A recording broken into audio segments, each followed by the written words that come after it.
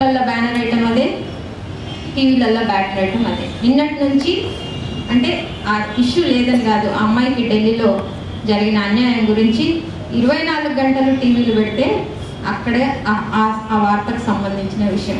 నిజానికి ఒక అమ్మాయికి పబ్లిక్గా ఒక అన్యాయం జరిగింది మాట్లాడుతున్నాం. లక్ష్మీపేట ఊచకోతలు, అదేవిధంగా ఆదివాసీల మీద జరిగే హత్యలు, రేపులు, మారణకాండాలు, దీని గురించి మాట్లాడటం మర్చిపోయినాం. అది ఏ మీడియాలోకి రాదు, ఎవరికి అంత ఆవేశం అసలు రాదు. ఎందుకంటే ఎక్కడో అంతరించే జాతి ఆదివాసీ జాతి. అదేవిధంగా ఒక ప్రాంతం కోసం ఇప్పటికీ మిత్రులు అడుగుతాడు అమెరికా నుంచి, అసలు నిజంగా ఎవరన్నా ఒక ప్రాంతం కోసం చచ్చిపోతారా? ఇంతకంటే పిచ్చోళ్ళు ఉంటారా? అరే ఉన్నాం కదా, ఉన్నామని చూపిస్తున్నాం కదా. ఒక ప్రాంతం కోసం చచ్చిపోవడానికి ముందు పడే మరి గొప్ప జాతికి ఆఫ్టర్ ఆల్ అనే అనాలి. పనికి మాలిన ఒక స్వార్థపూరితమైన ఒక అగ్రకులమైన ఏదో ఒక కులానికి ఆధిపత్య కులాలకి సంబంధించిన ఆంధ్ర ప్రాంత దోపిడీదారులను నిజంగా తట్టుకునే శక్తి లేదా అని ఆలోచించే సందర్భం ఇది.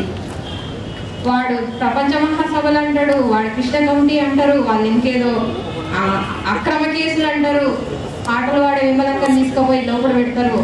ఆమె పాపం వనరుల గురించి మాట్లాడేది లోపల పెడతారు. ఈ సమాజం మనం కదిలే పరిస్థితిలో ఉద్యమం పోతుందా లేదా అనేది ప్రశ్నించుకోవాలి. ఇదే ప్రపంచ మహాసభలు రేపు ఇంకొక 100 కోట్లు తీసుకొచ్చి ఒక 100 మందిని 1000 మందిని కొనేసి హైదరాబాద్లో ఇంకొక సభలు పెట్టి నాకు తెలంగాణ వద్దు, మేము చాలా మంచిగా ఉన్నామని చెప్పే ఇంకొక కార్యక్రమం వచ్చినా కూడా మనం ఏం ఆశ్చర్యపోవట్లేదు. ఇదే రాఘవాచారి గారు, శ్రీనివాస్ గారు, ఈ 100 మంది కూర్చొని మళ్ళా ఒక సభ పెట్టుకుంటాము. ఉద్యమాన్ని విస్తృతంగా వాళ్ళు చేసే కుట్రలను తిప్పికొట్టే విధంగా తీసుకుపోతే, నేను మార్చిలో జేఎన్యూ ఢిల్లీలో జవహర్లాల్ నెహ్రూ యూనివర్సిటీలో ఉన్నా. చాలా పెద్ద సంస్కృత శాఖ ఉంది. మరి ఇంత పెద్ద సంస్కృత శాఖ ఉంది, కన్నడ శాఖ ఉంది, తమిళ శాఖ ఉంది, తెలుగు డిపార్ట్మెంట్ ఎందుకు లేదని ఒక 10 మందిని అడిగింది. వాళ్ళు నాకు చెప్పిన సమాధానం ఏంటంటే, మీ చంద్రబాబు నాయుడు ఉన్నప్పుడు మా వైస్ ఛాన్సలర్ మీ దగ్గర ఫోన్ చేసిండు, ఆయన కనీసం పట్టించుకోలేదు. వెంటనే మేము జయలలితకు ఫోన్ చేస్తే హుటాహుటిన 10 కోట్లు ఇచ్చి వెంటనే వచ్చి అక్కడ డిపార్ట్మెంట్ పెట్టింది. అంటే ఇవాళ తెలుగు భాషని ఎన్ని రకాలుగా చంపాలి, ఎన్ని రకాలుగా నిర్లక్ష్యం చేయాలి, వాళ్ళకి ఏమో అవసరం, దీనికి సంబంధం లేదు. ఎందుకంటే వాళ్ళ పిల్లలందరూ అమెరికాలో ఉంటారు, అమెరికాలో పెట్టుబడిదారు వర్గాలు, వాళ్ళకి భాష అంటే ఒక జాతి నిర్వీర్యం చేయాలంటే ఆ జాతి గొంతు నొక్కేయండి, ఇసుక జబాన్ కించో అన్నారు. ఆ గొంతుని, ఆ భాషని లాగేస్తే ఆ జాతి నిర్వీర్యం అయిపోతుంది.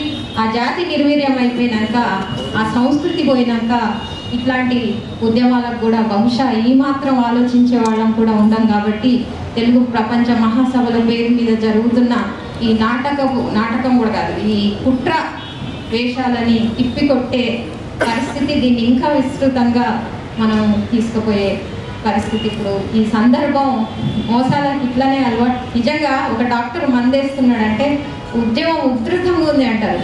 మరి ఎక్కడ దోపిడీ ఆగింది, ఎక్కడ ఆత్మహత్యలు ఆగినాయి, ఎక్కడ ఏమైంది అర్థం కాదు.